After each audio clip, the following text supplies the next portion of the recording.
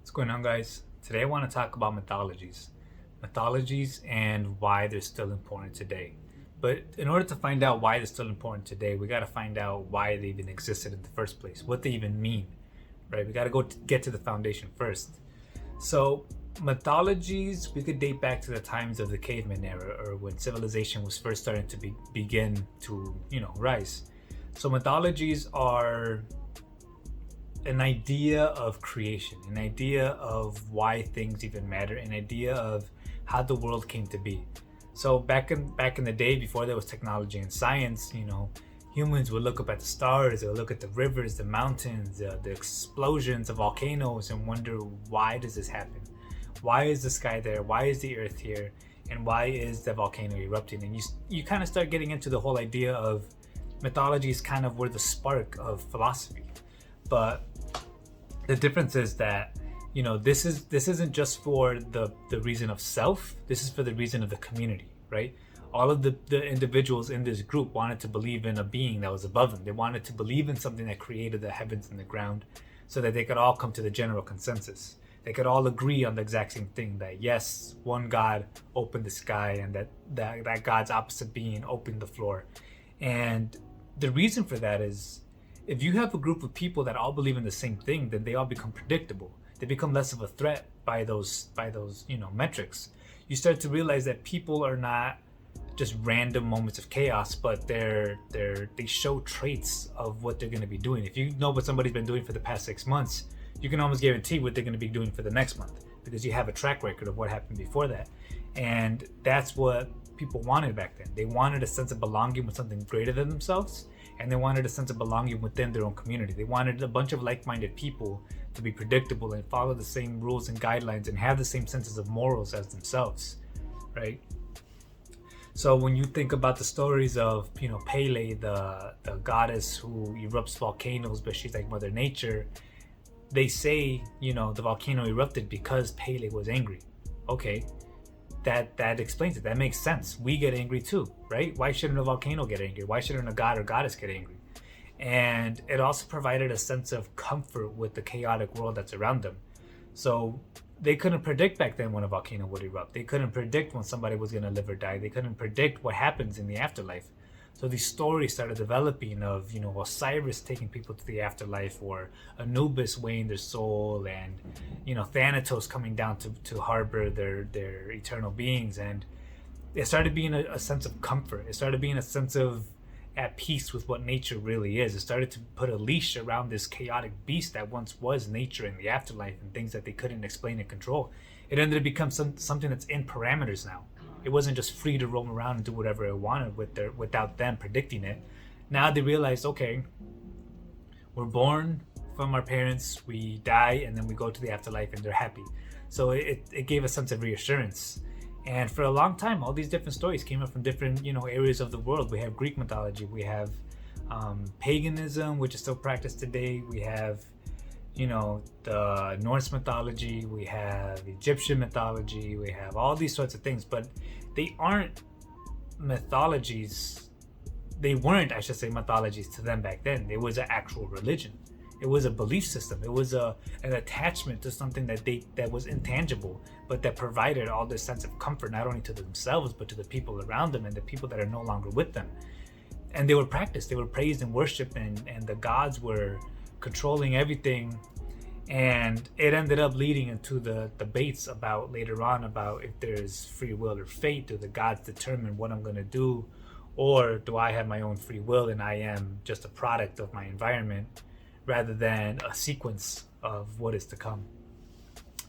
And I think that with the gods creating and people believing that somebody controls every certain aspect of it, it gave a sense of, like I said, predictability in the god's attributes. We know that Ares is a bloodthirsty, war-hungry Greek god that wants to fight. Okay, so we know how he's going to be acting from here on out. We know that Athena is the goddess of wisdom. We know that Thor is the god of thunder with his hammer, and we know these stories, and we know what we can worship, because we can worship something with comfort of what's going to happen next with that god.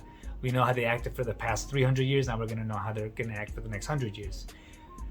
And these religions weren't always 100% set in stone. They developed over time. There's different periods in the time frames of, there's even a debate about when, if Freya was one goddess or if she was two goddesses. And there's even different debates about, or not even debates, there's actual proof that Greek mythology developed over time during different periods. And that is because we as humans are evolving over time. We as humans were the ones that told these stories. We as humans were the ones that showed these stars and pictures and graphics on walls. And we evolved the same amount of time that the gods evolved, because we're telling these stories through our own eyes, and it just starts morphing into what is current and what's relevant. If we made gods today, we would have gods of technology, gods of Wi-Fi, gods of, Bluetooth. And it's only a matter of people, only because people stopped, believing in these systems so heavily, that that's not the case anymore. But gods are important to study. Gods are important to think about and wonder. And they were the first belief systems that human had, that wasn't just, wake up, eat, sleep, reproduce, and that's it. You're just like a wild animal that just sequenced in its genomes and its DNA telling it, this is what I have to do. No. Gods actually gave us reason to start thinking about other things, like, why is Mother Nature cruel? Well, Mother Nature is a product of the name in itself, Mother Nature. A mother can be loving and nourishing, just like the fruit that we eat from the trees, or a mother can be temperamental and tell you when you need to go to bed, because that's a mother's role. It needs to be both. And that's why we say Mother Nature is what it is, because it can be either or. And it gave a sense of, elements. We believe, you follow Aries, you can follow Loki, you can follow Thoth, you can follow Osiris, Horus, and all of them define something. They're all a definition of something. They all give meaning to something. And it's important because these gods are eternal. They never die. They're gonna live forever. Just like human emotions. Our human emotions have been around, and they've been the exact same thing for the past thousands of years. We still get angry. We still fall victim to Aries. We still fall victim to Aphrodite's lust. We still fall victim to, Odin and Frigg, I believe her name is. And they, we still marry and reproduce and have children and believe, gods of motherhood. And we still are the exact same people that we were a couple thousand years ago. So it's good to know what we came from, why we gave these attributes to these gods, because part of being divine is being part of the divinity. We have a little bit of every god inside of us, and that's why we can pick and choose which ones we like and have around us, because we display elements of all of them. The happiest person in the world could suddenly flip a switch and start being angry, start playing pranks like Loki, and there's so many different things that people can start doing. And I think that's one of the reasons why they became immortal, why there's still representations of us. The gods don't look like aliens or rocks, they look like humans, because they're representations of us. The stories say that we were carved after the image of them, but in reality, we created these stories to carve different versions of ourselves that go completely in one direction and dedicate their lives to just this one thing, like marriage or fatherhood or jokes or pranks or thunder, fire, elements. And they represent what we can become. They represent which directions we can choose to have. And like with all things in life, it all is about balance. You don't want to be too angry, but you don't want to be too submissive. You don't want to be too much of a workaholic, but you don't want to be not working every entire life. So it's always this balancing force of trying to find, like a counsel within you to dictate your life, to make it a proper one, according to the ancestors that were laid before us, that gave us all of these stories. We read these stories and we judged these gods based on their actions, and we started learning right from wrong. No, this god shouldn't have done that. Yes, that god was in the right. And we started, developing the system of counsel, the system of self-judgment and self-ruling amongst ourselves that could propel us to become a better society.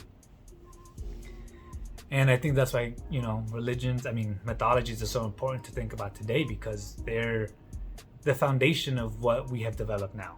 Part of the foundation of the court system with Athena and Lady Justice, who comes from Greek mythology. And we start putting pieces together of how everything was created, because if you see the past enough, you can start seeing the future enough. If you see how you've been acting enough, what kind of traits and emotions you've been displaying for your entire life, you can start seeing what kind of emotions and traits you want to have and which direction you need to go. And this person is the perfect image of the person that you want to become, and so you start following them, reading about them, what they do, what they represent, and you could embrace that and take some of that in and become whole as a person with attributes of every single thing around you. In essence, the gods make us. We just choose which way we want to go. And I think that's the end of the video. I think that's why we should follow the gods, not follow the gods, but learn the stories of where we came from, what sessions we had with, the stories. And I'm going to be making some more videos about the story of Osiris and Isis, and it's a beautiful story, like the way that she cares for him as a husband and wife, and how they settle things. And I think it's just a good learning point. I think anybody can learn from somebody that's only one thing, because we need to focus our attention sometimes. If we all start saying, let's start following, Jeff Bezos around and listening to everything he does, he's still a victim of humanity. He could still make mistakes. He could still, make the wrong choices. Political views might change and people start getting all mad. But if you follow something that's been around for thousands and thousands of years and you know exactly how it behaves, you can take some of that to inspire you and to change you as a different person, and use that to your own advantage and become a better person because of that, because of your ancestors. That's the reason why they made these stories. All right, I'm done ranting. Like, subscribe, comment. Take care.